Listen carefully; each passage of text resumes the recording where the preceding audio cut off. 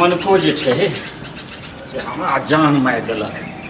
लेकिन हम पुरोहित अगर ई काज नहीं करबे खन तक ने पंडित जी एलखिन काले सुपारी के दल दो एलियन आ कहलियन पंडित जी सबेर सका लेबे अहाँ जे से भोजन कर लेबे तखन हमर घर परिवार सब खा हम की करो छोट गो एते गो हमर बच्चा रहे से हमर पोता से हकर जे से संगना चल गेल केना अखन हम भोजन सबके कर देबे बिना जब तक पंडित जी के नहीं भोजन करेबे। हां पंडित जी नहीं तो की अहाँ के भरोसा आइते कि नहीं अहाँ के बहुते भूख लगे हमरा नहीं बउआ का आई सुनो पंडित जी के साथ आवाज है खोलो खोलो खोलो एलखिन पंडित जी आबू आबू आबू हां लेट कर दै छ पंडित जी अरे की करिए पंडित जी एलखिन एगो बात रहे कखन आथि पंडित जी गोर लगे छन आथि पंडित जी हां ई त जाने छथिन जे हर महीना हिनका आवा पड़े छन आ तहन एते जे छै से लेट किया लगलखिन। अरे एक ठाम नहीं न रहे छै कतो पूजा त कतो किछो ई समर्थी कतो कलश स्थापन बहुत तरह बात रहे गोर लगे छन पंडित जी जय हो भगवान भला करे जय हो।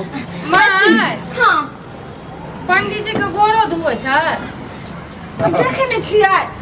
बैठी गोर हमें आवे छन जल ल क सबटा भोजन सब ल क बैठू ना पंडित जी बैठू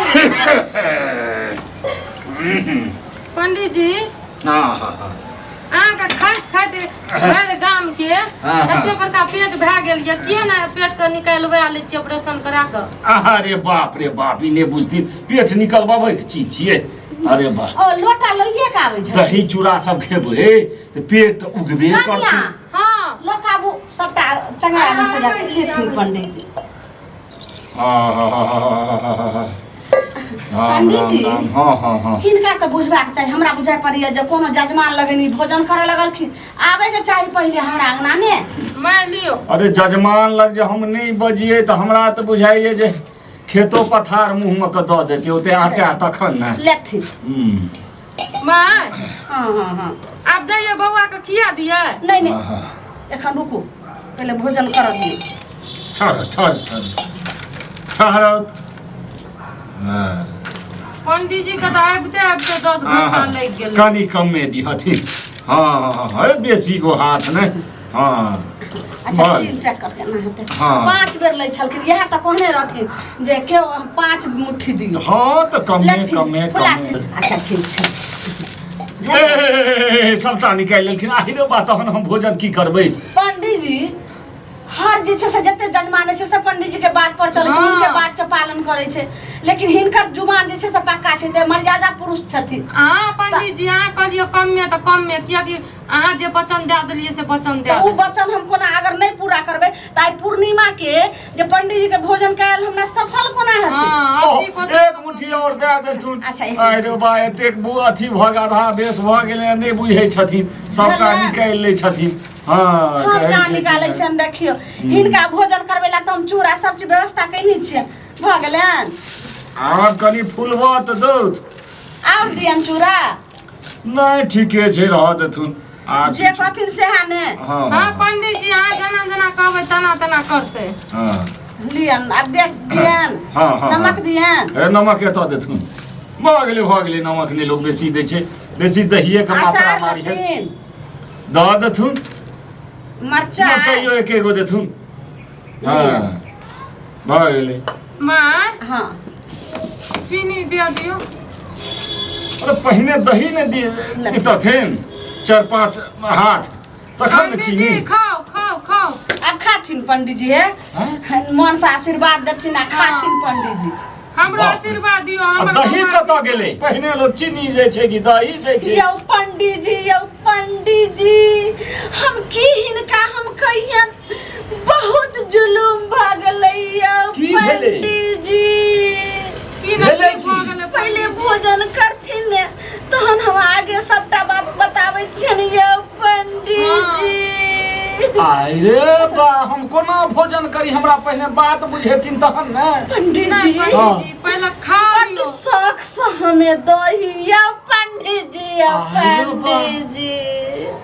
की भेले घर में कोनो बात भ गेले की नहीं खाओ ना कोनो बात नहीं भेले बट शौक से हम एक छिटा गोइठा पर ओट का लाल क के आ दही पोर लिए रे खान सनक दही जमैलिए यौ तो लाबू न दही खान सनक दही छ त लाबू न ये लाभ हम की कहूं के दाय गे दाय आई रे बा यौ पंडित जी उ दही हां बिलाई खा गेले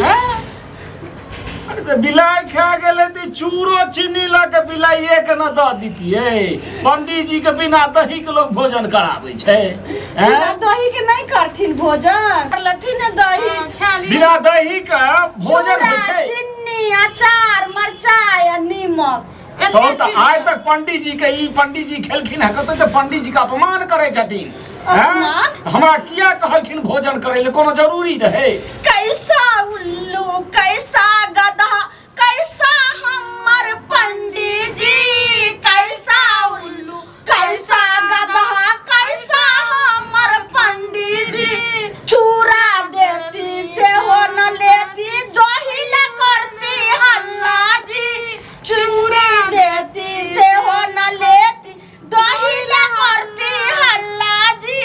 कैसा गधा कैसा उल्लू कैसा हमर पंडित जी मिर्चाइयो देती से हो न लेती दही न करती हल्ला जी पंडित जी बाप रे बाप ई बेइज्जती करे हमरा जे छै ई बजेले पंडित जी है तो दही नहीं ऊपर से जे छै से सबटा चीनियो एतबे छिटल आ नीमक एक बोरा है आ ऊपर से दे दे छै हमरा हिनका हम बेइज्जती कोना करियन आई पूर्णिमा के जे छै से भोजन करबै ला हिनका हम बोलेलियन जे नहीं भोजन करथिन त कोना आई जे छै से पूर्णिमा के हमर दिन जे छै से सफल हेतै तै दुआरे चूड़ा चीनी मिर्चाई अचार नमक खा लेथिन पंडित जी खा दियो ना मन मर्यादा का अपमान नहीं करू